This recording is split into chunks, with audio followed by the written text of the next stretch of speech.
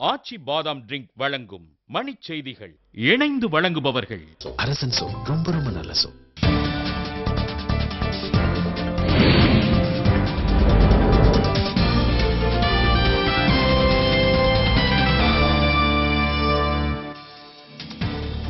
Spectrum வழக்கில் இரண்டாவது குற்றப்பத்திரிகையை பட்டியாலா நீதிமன்றத்தில் தாக்கல் செய்தது புலனாய்வுத்துறை.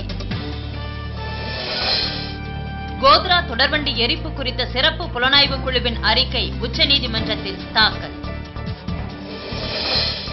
காமன்வெல்த் ஊழல் விவகாரத்தில் ஷீலா தீட்சித் மீது நடவடிக்கை எடுக்காதது ஏன் என பாஜக கேள்வி.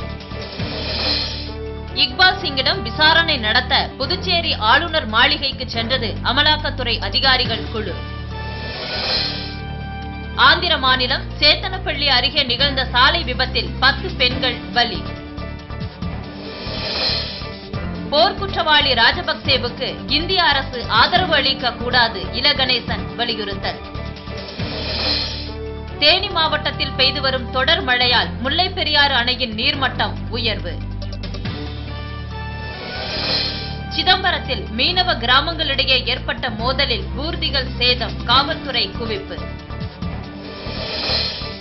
திருவள்ளூரில் காவல் ஆய்வாளரை கண்டித்து வழக்குரைஞர்கள் நீதிமன்ற புறக்கணிப்பு போராட்டம். பின்லேடனை கைது செய்தால் மேற்கத்திய நாடுகள் மீது அணுகுண்டு தாக்குதல் நடத்தப்படும் என அல் கொய்தா அமைப்பு எச்சரிக்கை.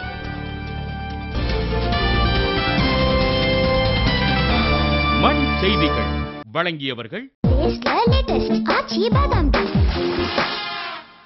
இணைந்து வழங்கியவர்கள் அரசன் சோப். ரொம்ப ரொம்ப நல்ல சோப்.